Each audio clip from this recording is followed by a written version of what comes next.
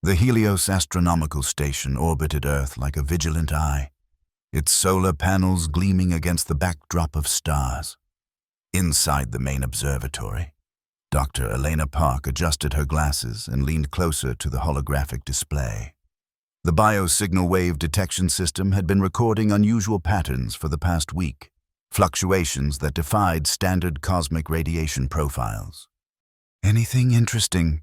asked Sophia Almeida, the station's lead engineer, as she floated into the observatory. The zero-gravity environment made her dark curls bounce gently around her face. Elena didn't look up. "Maybe. The algorithm keeps flagging this particular wavelength. It's almost rhythmic." Sophia anchored herself to a nearby handlebar and peered at the display. "Like a heartbeat?" "More like breathing," Elena murmured, "or speech patterns." The Human Wave Discovery Project had been Elena's brainchild, a system designed to detect communication attempts from distant civilizations based on neurological patterns unique to conscious beings. While traditional SETI programs searched for mathematical sequences or radio signals, Elena's hypothesis was revolutionary.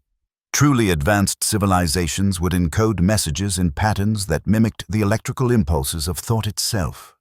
For 3 years, Helios had broadcast Earth's collective voice, a compilation of brainwave patterns from thousands of volunteers, converted into electromagnetic pulses.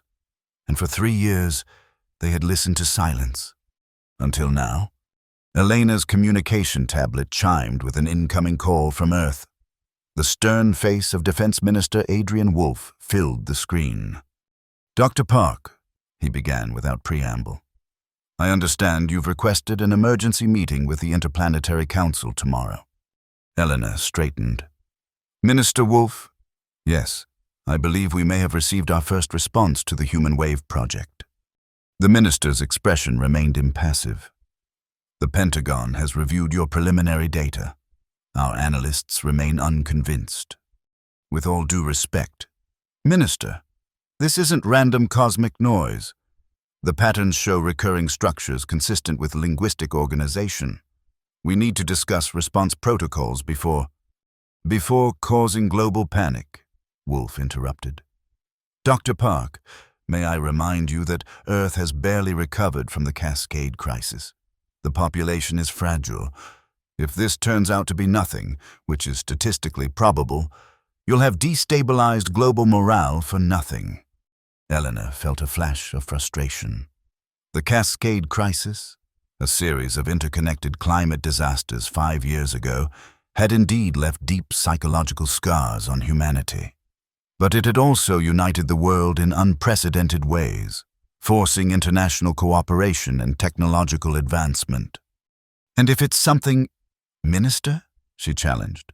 "If we're ignoring the first contact from another civilization?" Wolf's eyes narrowed slightly. "The council meeting is approved, but classified. Level 1 clearance only. No public disclosure until verified by at least 3 independent sources." The screen went dark before Elena could respond. Sophia, who had been listening quietly, floated closer. "He's afraid," she said simply. Elena nodded. "They all are. That's why they built Helios in the first place, to watch the stars so they wouldn't have to face what's happening on Earth."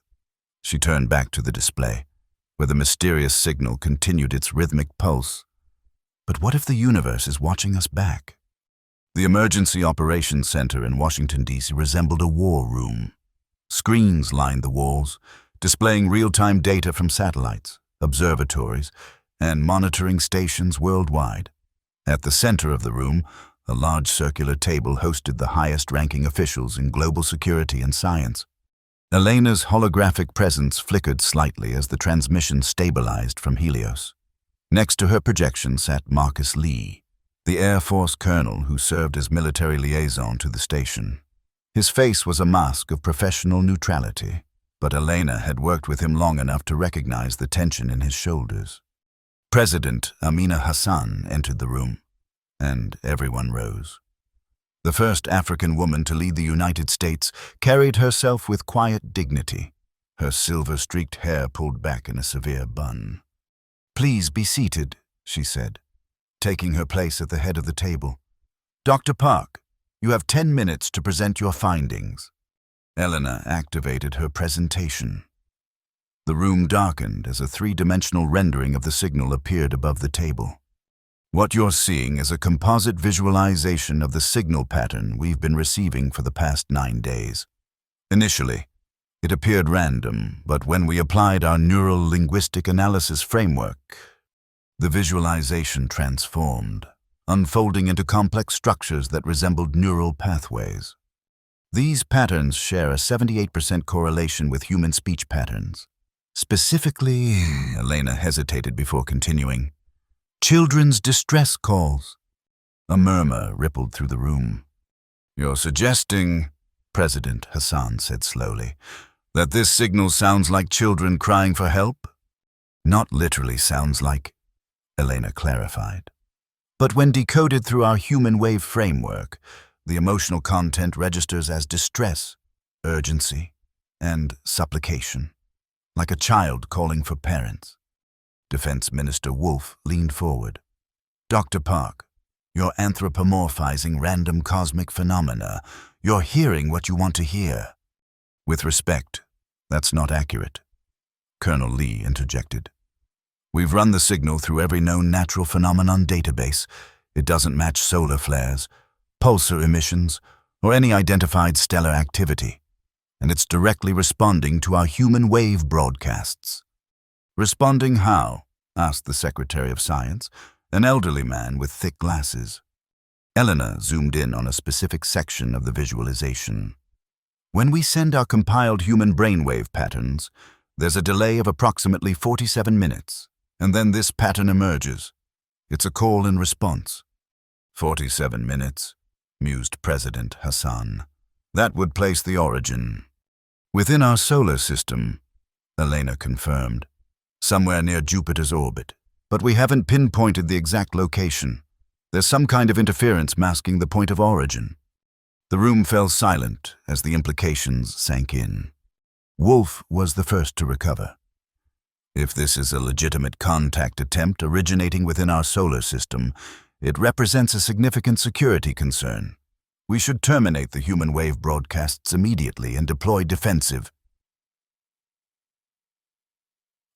"Minister," Elena interrupted, her holographic form seeming to intensify with her conviction. "What we're hearing isn't a threat. It's a plea. In every human culture, throughout history, children crying for help has been a universal trigger for compassion and assistance. You're suggesting we should respond with, what, compassion? To an unknown entity potentially manipulating us through emotional triggers?" Wolf's voice dripped with skepticism. "I'm suggesting," Elena said firmly, "that we shouldn't respond with fear. Whatever or whoever is sending this message has been watching us, studying us, understanding our emotional patterns well enough to communicate in a way we'd recognize." President Hassan held up a hand to silence the growing debate. "What exactly are you proposing, Dr. Park?" "A public global response, not just from scientists or government officials, but from humanity as a collective. We broadcast our answer not just from Helios, but from every major communications array on Earth, simultaneously." "Absolutely not." Wolf stood up. "Madam President, this would cause unprecedented panic. We'd have riots, religious crises, market collapses." "Or unity," Elena countered, "a moment when humanity speaks as one voice to the cosmos." The President studied Elena's holographic face for a long moment. "And what would we say in this united message, Dr. Park?" "We would say, we hear you. We are listening. Tell us more." Elena sat alone in her quarters, watching Earth rotate slowly beneath the station. The council meeting had ended without a clear resolution. President Hassan had ordered more tests, more verification, more caution. Meanwhile, the mysterious signal continued, growing more complex, more urgent. Her tablet chimed with an incoming message. Sophia's face appeared, her expression unusually serious. Elena, you need to come to the main lab. Now. What's happened? The signal. It's changed. And it's not just coming to us anymore. Elena rushed through the station corridors, pushing herself from handhold to handhold in the microgravity environment. When she reached the main laboratory, a group of technicians and scientists were gathered around the central monitoring system. It started about 20 minutes ago, Sophia explained, bringing up a global communications map. The signal has somehow penetrated our satellite network. It's broadcasting directly into Earth's atmosphere. Elena stared at the display in disbelief. Red dots were appearing across the planet's surface, communication hubs receiving the mysterious pattern. How is this possible? The signal doesn't have enough power to... It's not using power, interrupted one of the technicians. It's using our own systems as amplifiers. The signal is reproducing itself through our communication networks, adapting to each system it encounters. Like a virus? Elena asked, alarmed. More like translation, Sophia said thoughtfully. It's converting itself into formats each system can process. Radio waves, digital signals, even analog broadcasts in some regions. Colonel Lee entered the lab, his face grim. Dr. Park, I've just received orders from Minister Wolf. We're to shut down all outgoing communications from Helios immediately. They're calling this a potential cybersecurity attack. That's ridiculous, Elena protested. This isn't an attack. It's a breakthrough. The signal is finding ways to reach us, to be understood. Understood by whom? Lee asked quietly. Because right now, it's broadcasting to civilian populations worldwide without context or explanation. Look, he brought up news feeds from around the world. In New York, Tokyo, Mumbai, Cairo, and dozens of other cities. Crowds were gathering in streets and public squares, many holding communication devices that emitted strange, undulating sounds. The translations, Sophia whispered. People are hearing them. On one screen, a linguist was speaking excitedly to a news reporter. Patterns consistent with a form of speech, though unlike any human language. The emotional content, however, is unmistakable. These are narratives of loss, of survival, and most strikingly, of hope. Another screen showed religious leaders gathering outside a cathedral in Rome, some praying, others engaging in heated debate. The caption read, "Religious communities divided over voices from above. Divine message or extraterrestrial contact." It's happening too fast, Lee muttered. We needed time to prepare people. Elena watched the screens, a mix of trepidation and wonder filling her. Maybe we don't get to decide when and how this happens. Maybe that's the point. Her tablet chimed with a priority alert from Washington. Minister Wolf's face appeared, his expression thunderous. Dr. Park, you assured us this signal was contained to your research systems. Minister, we didn't do this. The signal has evolved. It's found ways to communicate directly. This is unprecedented. It's unacceptable, Wolf snapped. The President has declared a global communications emergency. We're initiating shutdown protocols for all non-essential networks while we assess the situation. Minister, please, Elena implored. Shutting down communications won't stop this. It will only create panic. People are already responding to the messages, trying to understand them. If we cut them off now. This isn't a debate. Dr. Park, the order has been given. Helios is to cease all transmission activities immediately and prepare for emergency evacuation. The screen went dark. Elena looked around at her team, their faces reflecting her own shock and disbelief. They're shutting us down, Sophia said, her voice hollow. After all this work, just when we've made actual contact. Colonel Lee straightened his uniform, his expression conflicted. I have my orders. I'm sorry. Dr. Park, Elena met his gaze steadily. And what do you think those orders will accomplish? Colonel. This signal has already bypassed our most sophisticated security systems. It's learning, adapting. Do you really believe cutting communications will silence it? Lee hesitated. My personal opinions aren't relevant to... They are to me, Eleanor interrupted. Because I need to know if you're going to help me, or stop me. Help you do what? Lee asked cautiously. Elena turned to the main control panel. Help me make sure humanity doesn't miss the most important conversation in our history. On Earth, the situation was evolving rapidly. As government agencies scrambled to contain the mysterious broadcasts, ordinary citizens were taking matters into their own hands. Amateur radio operators, hackers, and communication specialists worked together to keep channels open, sharing translations and interpretations of the strange messages flowing through the airwaves. In Washington, D.C., President Hassan faced mounting pressure from both her advisors and the public. Madam President, Minister Wolf argued in the Oval Office, these unsanctioned communication channels are undermining our containment efforts. We need to implement stricter measures, including temporary internet restrictions. The President gazed out the window, where she could see protesters gathering beyond the White House gates. Many held signs reading, "Let them speak" and "Galactic Cooperation Now." And how would that look to our visitors? Adrian, she asked quietly, that our first response to their reach-out is to silence our own people. With respect, Madam President, we don't know that these are visitors. This could be an elaborate hoax, a cybersecurity attack from hostile nations, or a natural phenomenon misinterpreted by an overzealous scientist. The President turned to face him. Dr. Park is one of our most respected researchers. Her work on the Human Wave Project was approved by this administration. As a scientific endeavor, yes, not as first contact protocol. A young aide entered the room hesitantly. Madam President, Minister Wolf, you need to see this. She activated the wall screen, which displayed live footage from major cities around the world. In each location, enormous crowds had gathered, many with portable speakers or amplification devices.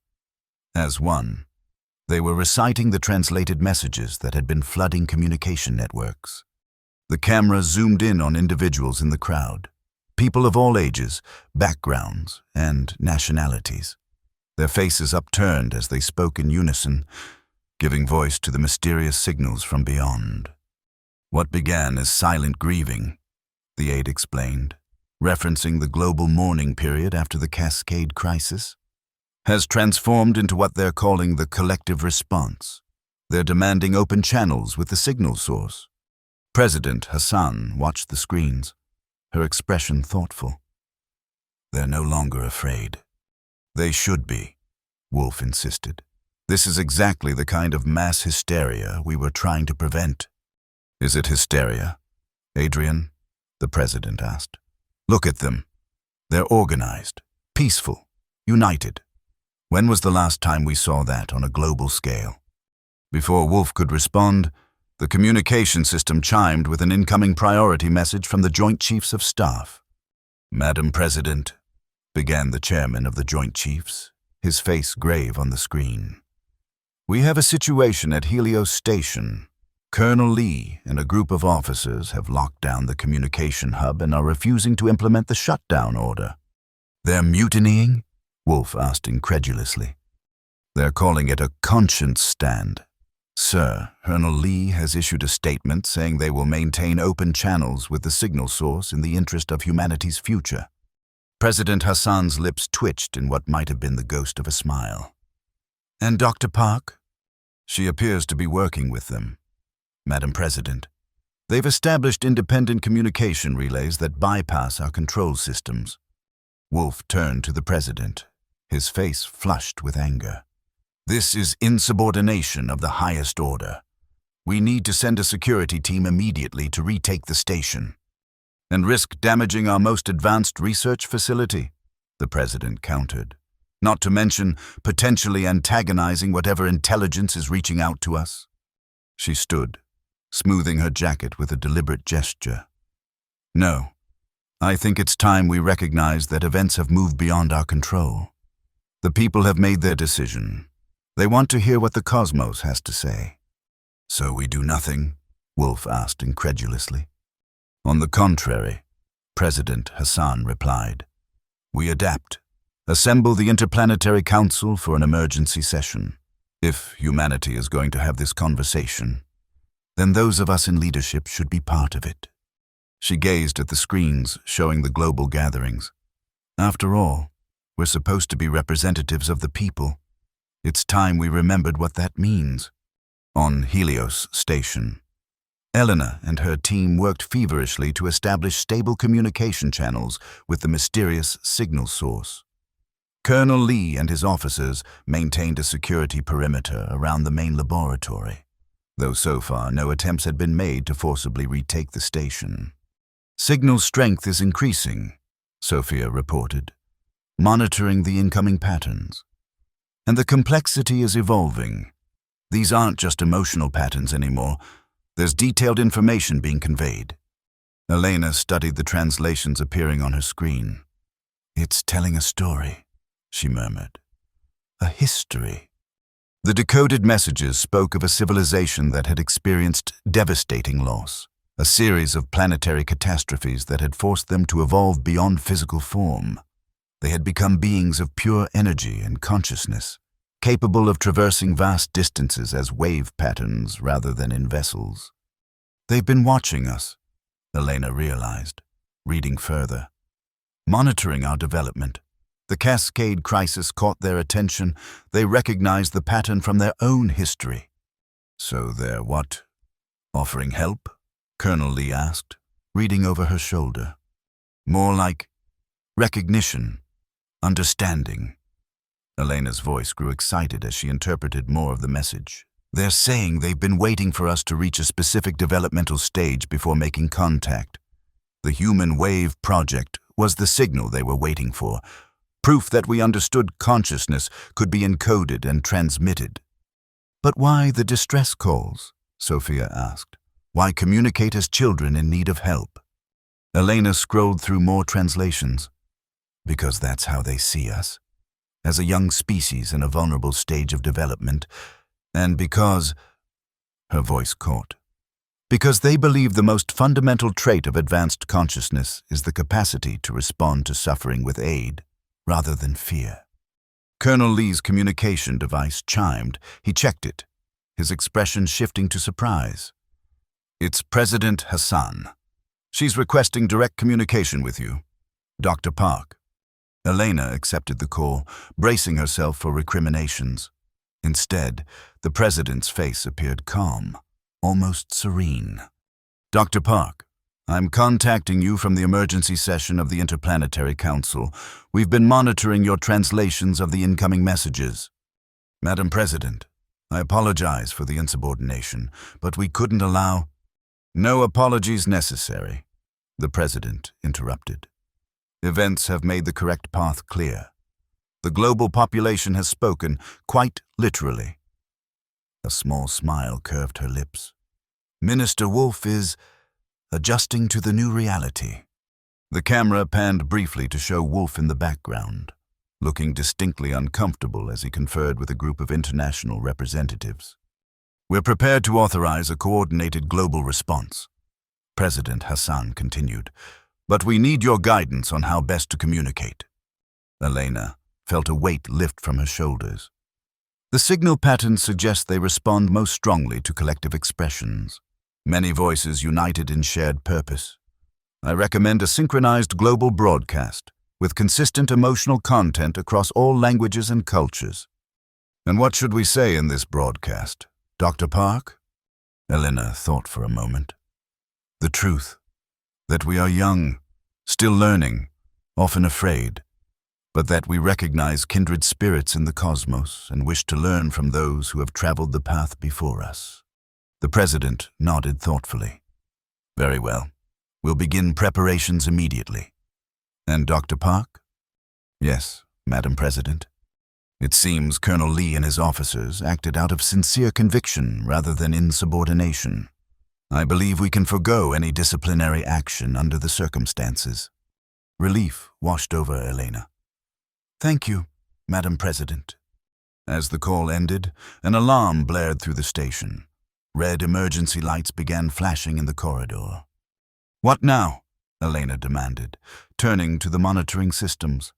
"Solar storm," Sophia reported, her face pale as she checked the readings. "A massive one, headed straight for Earth's orbit. Our shields will hold, but the communication arrays are vulnerable. If they're damaged, we'll lose contact with the signal source." Colonel Lee was already moving toward the door. "We need to deploy the emergency shield extensions to cover the external arrays." "That would require EVA," Elena protested. "In the middle of a solar storm, it's too dangerous." Lee paused at the doorway. "Dr. Park, you just convinced the President of the United States that responding to distress with aid is the mark of an advanced consciousness. Are we going to prove you right, or not?" Within minutes, Lee and 2 officers were suited up for extravehicular activity. Elena watched anxiously from the control room as they emerged from the airlock into the deadly vacuum of space. The solar radiation was already intensifying, creating a shimmering curtain of particles around the station. "Radiation levels rising," Sophia reported. "They have approximately 12 minutes before exposure becomes critical." On the external camera feeds, Elena could see the 3 figures moving methodically along the station's exterior, using tethers and handholds to make their way toward the communication arrays. Each carried a section of the specialized shielding that would protect the delicate equipment from the approaching storm. "Colonel, you need to hurry," Elena urged through the communication link. "The storm front will hit in less than 10 minutes. Working as fast as we can." "Doctor," Lee's voice came back, strained but steady. "These shields weren't designed for rapid deployment." Elena watched as they reached the first array and began attaching the protective covering. Their movements were hampered by the bulky spacesuits and the increasing solar wind. 8 minutes to critical exposure, Sophia warned. On Earth, the coordinated global response was taking shape. In city centers, public squares, and open fields, people gathered by the millions. Government communication networks, previously attempting to shut down the mysterious signals, now prepared to broadcast humanity's collective answer. The Interplanetary Council had approved a simple message, translated into every human language and dialect. "We hear your call. We understand loss. We seek connection. We are listening and learning." But as the appointed time approached, a new crisis emerged. "Madam President," a communications officer reported urgently, "we're losing contact with the satellite network. The solar storm is interfering with transmission capabilities." President Hassan turned to her advisors. "What are our alternatives?" "Ground-based radio might penetrate, but it won't have the coherence or strength to reach the signal source," explained the science secretary. "We need the satellite network for a unified broadcast."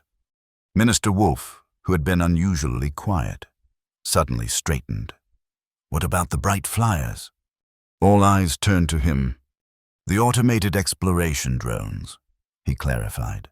"Thousands of them, designed to operate in extreme conditions. They have individual communication capabilities and swarm intelligence.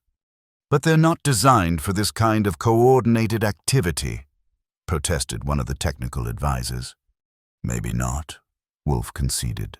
"But they're adaptable, if we could reprogram them quickly enough." President Hassan's eyes lit with understanding. "To form a temporary communication array, a human-made constellation." "Exactly," Wolf nodded. "It won't be perfect, but it might be enough to get our message through the storm." The president didn't hesitate. "Make it happen." On Helios Station, the situation was becoming desperate. Colonel Lee and 1 officer had successfully shielded the primary array, but the secondary systems remained exposed. The solar storm was now visible as a wall of shimmering energy approaching the station. "Colonel, you need to return to the airlock immediately," Elena urged. "Radiation levels are approaching lethal threshold." "Almost finished," Lee replied, his voice labored. "Just need to secure the final section." Eleanor watched in horror as the storm front hit the station. The external cameras flickered, static filling the screens. For several agonizing seconds, she couldn't see the EVA team at all. Then the video stabilized, showing two figures making their way back toward the airlock. One was clearly struggling, being half carried by the other. "Colonel Lee is down," reported the third officer, who had already returned safely. "Radiation spike hit him directly. Officer Chen is bringing him in." Eleanor felt her heart sink. "Medical team to the airlock, now!" As the injured colonel was brought inside and rushed to the medical bay, Sophia called Elena's attention back to the monitoring systems. "Elena, look at this. The communication arrays, they're holding..." The shields worked. And indeed, despite the raging storm outside, the incoming signal remained clear, even seeming to increase in strength and clarity. "It's almost as if..." Sophia began, then stopped, her eyes widening as she studied the readings. "Elena, the signal is adapting to the storm conditions. It's using the solar radiation to amplify itself." Eleanor leaned closer to the display, watching in amazement as the mysterious patterns wove themselves through the chaotic energy of the solar storm, becoming more distinct rather than being disrupted. "They're helping us," she whispered. "They understand what's happening and they're compensating for it." Her tablet chimed with an urgent message from Earth. President Hassan's face appeared, tense but determined. "Dr. Park, we've lost most of our satellite network to the storm. We're deploying the Bright Flyer drones as an alternative communication method, but we're not sure if they'll be effective in these conditions. Madam President, the signal source is actively adapting to the storm. They're finding ways to maintain contact despite the interference. I believe they'll recognize any attempt we make to respond, even if it's imperfect." The President nodded. "The drones are launching now. Engineers worldwide are coordinating to program them for maximum signal coherence. Across the globe, in secured facilities and open launch fields, thousands of the small, autonomous exploration vehicles were being rapidly reprogrammed and launched into the atmosphere. Designed for planetary exploration and atmospheric research, the Bright Flyers were lightweight, durable crafts with advanced propulsion systems and sophisticated sensor arrays. Under normal circumstances, they would operate independently or in small groups.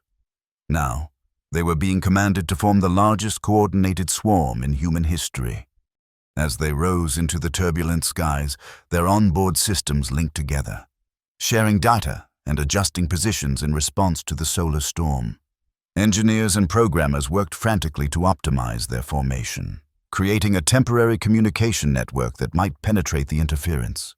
In the Helios medical bay, Elena stood beside Colonel Lee's bed. Despite the advanced radiation treatment, his condition remained critical. "The shields held," she told him softly. "The arrays are still functioning. Your team succeeded." Lee's eyes flickered open. "The message?" he asked, his voice barely audible. "Earth is sending it now. They're using the Bright Flyers to create a makeshift broadcast system." A faint smile touched Lee's pale lips. "Improvising. Good." Eleanor took his hand. "Rest now. You've done your part." As she left the medical bay, Sophia rushed to meet her in the corridor. "Elena, you need to see this. It's happening." Together, they hurried to the observation deck, where the vast viewing window offered a panoramic view of Earth below. As they watched, thousands of tiny lights began to appear in the planet's atmosphere, the Bright Flyers, positioning themselves in a complex, shifting pattern. "They're forming a transmission array," Sophia breathed, "the largest ever created." But as the formation took shape, something unexpected began to happen. The drones, originally arranged in a simple grid pattern for maximum broadcast efficiency, started to move into a different configuration. Their lights, designed for visibility in atmospheric conditions, brightened and changed colors, creating a shimmering display across the sky. "They're not following the program pattern," Sophia said, checking the data on her tablet. "They're adapting." Eleanor watched in awe as the thousands of lights formed a massive shape visible from space, the outline of a human hand, palm outward in a universal gesture of greeting and peace. "It's not just the drones," she realized. "The signal is influencing them, guiding their formation, just like it adapted to the solar storm." Sophia's tablet chimed with an incoming message from Earth. The screen showed live footage from cities around the world, where people were gathered in the streets, looking up at the extraordinary spectacle unfolding in the sky above them. The hand formation was visible globally, shimmering against the darkening atmosphere, its fingers seemingly reaching toward the stars. And as people watched, something even more remarkable occurred. The drones began to emit sound, their collective communication systems broadcasting the human message in a chorus of synthetic voices that echoed across the planet. "We hear your call. We understand loss. We seek connection. We are listening and learning." The voice, neither male nor female, neither young nor old, but somehow encompassing all human tones, repeated the message in language after language, creating a global symphony that rose from the Earth toward the cosmos. And then, as the last echo faded, a response came, not through the sophisticated equipment of Helios Station or government communication networks, but through the improvised array of the bright flyers themselves. Their lights pulsed in unison as a new voice emerged, similar to the synthetic chorus that had broadcast humanity's message, yet subtly different, with harmonics that seemed to resonate at a deeper level of consciousness. "We are here," it said simply. "We are listening." The words repeated in the same languages humanity had used, floating down from the shimmering hand in the sky to the millions gathered below. On the Helios observation deck, Eleanor and Sophia stood transfixed, tears streaming down their faces as they witnessed humanity's first true conversation with another consciousness. "They've been watching us grieve," Elena whispered. "All this time. They've been waiting for us to look up from our sorrow and see that we're not alone." In Washington, D.C., the Interplanetary Council sat in stunned silence as they watched the events unfold on their screens. Minister Wolf, whose opposition had gradually transformed into reluctant support, turned to President Hassan. "It seems Dr. Park was right," he admitted. "They were testing us. Not our technology or our military strength, but our capacity for empathy and collective action." The president nodded thoughtfully. "And we almost failed that test. If we had shut down communications, silenced our people out of fear. But we didn't," Wolf said quietly. "In the end, we chose connection over isolation." "Not we," corrected the president, with a small smile. "Humanity chose. We just finally had the wisdom to listen." In the days that followed, the dialogue continued. The mysterious beings, who called themselves the Resonance in human translation, shared their history, their knowledge, and their hopes for an ongoing relationship with Earth. They explained that they had been observing humanity for centuries, watching our technological development and our struggles, waiting for the moment when we might be ready for contact. The Cascade Crisis had caught their attention not for its destructiveness, but for the global cooperation that had emerged in its aftermath. And the Human Wave Project had been the final signal they were waiting for, proof that humanity understood the fundamental nature of consciousness as patterns that could be shared across the cosmos. As the public dialogue expanded, global society began to transform. The cynicism and despair that had characterized the post-Cascade era gave way to a new sense of purpose and connection. Scientists, artists, philosophers, and ordinary citizens contributed to the ongoing conversation with the Resonance, creating a rich tapestry of exchange that transcended traditional boundaries of nation, culture, and discipline. On Helios Station, Eleanor worked tirelessly to refine the communication systems, expanding humanity's capacity to understand and be understood by their new cosmic neighbors. Colonel Lee, having recovered from his radiation exposure, now led a special task force dedicated to maintaining the Bright Flyer array, which had become a permanent fixture in Earth's atmosphere, a shimmering hand eternally reaching toward the stars. 6 months after the first contact, the Interplanetary Council convened to discuss the next phase of human-resonant relations. Elena, now serving as the official Human Wave ambassador, presented her proposal to the assembled representatives. "The Resonants have invited us to establish a more direct form of communication," she explained.